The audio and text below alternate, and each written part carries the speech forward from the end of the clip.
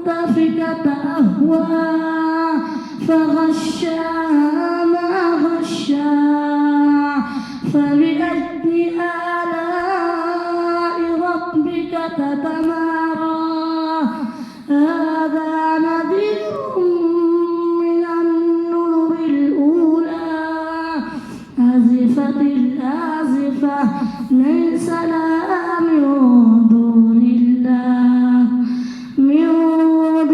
الله كاشفة أفمن هذا الحديث تعجبون وتضحكون ولا تبكون.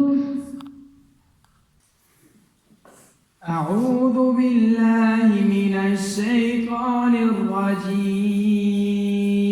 بسم الله الرحمن الرحيم.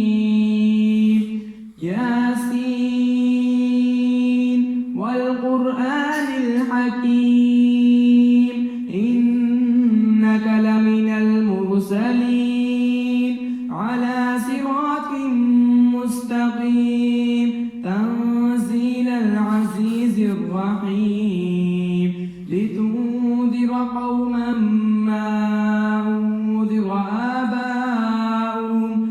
آباؤهم فهم غافلون لقد حق القول على أكثرهم فهم لا يؤمنون إنا جعلنا في أعناقهم أغلالا فهي إلى الأذقان فهم مقمحون وجعلنا من بين أيديهم سدا ومن خلفهم سدا